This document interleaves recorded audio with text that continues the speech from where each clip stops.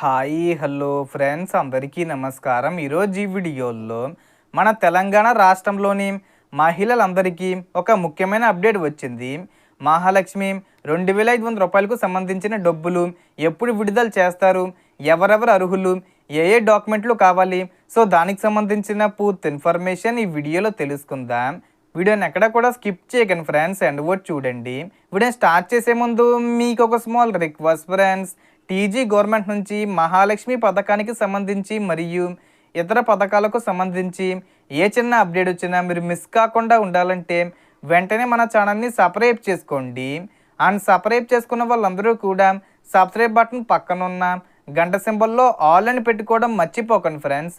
ఇలా పెట్టుకోవడం వల్ల నేను పెట్టే ప్రతి ఒక్క వీడియో మీరు నోటిఫికేషన్ రూపంలో పొందగలరు. అండ్ వీడియో మీరు నచ్చితే లైక్ చేయండి ఫ్రెండ్స్. సో ఏమాత్రం లేట్ చేయకుండా వీడియోకి వెళ్ళిపోద్దాం. సో మహిళలకు ప్రతి నెల 2500 రూపాయల ఆర్థిక సహాయం అందించే మహాలక్ష్మి పథకంపై రాష్ట్ర ప్రభుత్వం కీలక నిర్ణయాలు తీసుకుంటున్నట్లు సమాచారం వెలువడింది. ఈ నెల చివరి వారం నుంచి దరఖాస్తుల ప్రక్రియ ప్రారంభమయ్యే అవకాశం ఉందని అధికారులు సూచిస్తున్నారు.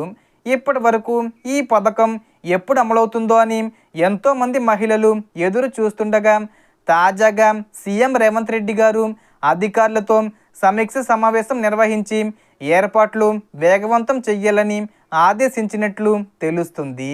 గతంలో ఈ పథకానికి కొన్ని పరిమితులు ఉండేవని, వాటిలో చాలా వరకు సడలింపులు ఇవ్వాలని ప్రభుత్వం పరిశీలిస్తున్నట్లు సమాచారం.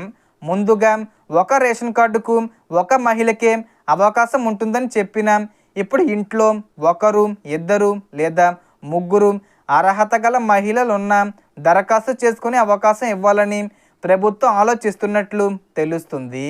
అలాగే కుటుంబంలో ఎవరైనా పెన్షన్ పొందుతున్నా కూడా పథకానికి అర్హత కల్పించే దిశగా చర్చలు జరుగుతున్నాయని సమాచారం.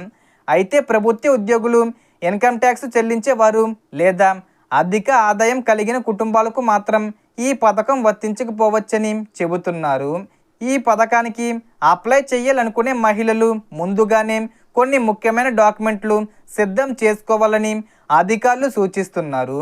రేషన్ కార్డు, ఆధార్ కార్డు, వ్యక్తిగత బ్యాంక్ అకౌంటు తప్పనిసరిగా ఉండాలి. రేషన్ కార్డుకు ఈకేవైసీ పూర్తి చేయడం చాలా ముఖ్యం. దీనికోసం సమీప రేషన్ దుకాణానికి వెళ్ళి ఆధార్ కార్డు, రేషన్ కార్డు తీసుకొని వేలిముద్ర ద్వారా ఈకేవైసీ పూర్తి చేసుకోవచ్చు. అలాగే ఆధార్ కార్డులో వివరాలు సరిగ్గా ఉన్నాయో లేదో చూసుకొని మొబైల్ నెంబరు తప్పనిసరిగా లింకు చేసుకోవాలి. బ్యాంక్ అకౌంట్కు ఎన్పిసిఐ లింకు ఉండడం కూడా చాలా అవసరం. ప్రభుత్వం నుంచి వచ్చే డబ్బులు నేరుగా ఖాతాలో జమ కావాలంటే ఎన్పిసిఐ మ్యాపింగు సరిగ్గా ఉండాలి. దీనిపై సందేహం ఉంటే బ్యాంకు లేదా పోస్ట్ ఆఫీసులో చెక్ చేసుకోవచ్చు.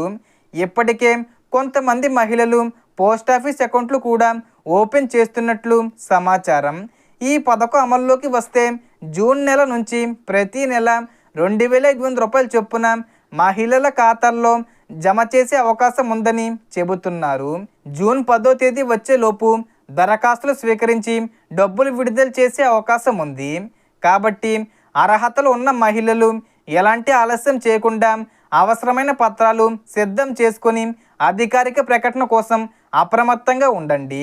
ప్రభుత్వం విడుదల చేసే అధికారిక మార్గదర్శకాలను తప్పనిసరిగా పరిశీలించి మాత్రమే దరఖాస్తు చేయండి. అలాగే ఈ సమాచారాన్ని మీ కుటుంబ సభ్యులు, బంధువులు, స్నేహితులతో పంచుకొని వారికి కూడా తెలియజేయండి. సో దీనికి సంబంధించి ఏ చిన్న ఇన్ఫర్మేషన్ వచ్చినా నేను వీడియో చేసి పోస్ట్ చేస్తాను. ఆ యొక్క అప్డేట్స్ మీరు మిస్ కాకుండా ఉండాలంటే వెంటనే మన ఛానల్ని సబ్స్క్రైబ్ చేసుకోండి. So total information friends. మీకు ఈ వీడియో నచ్చితే లైక్ చేయండి, షేర్ చేయండి అండ్ సబ్స్క్రైబ్ చేసుకోండి. Thanks for watching.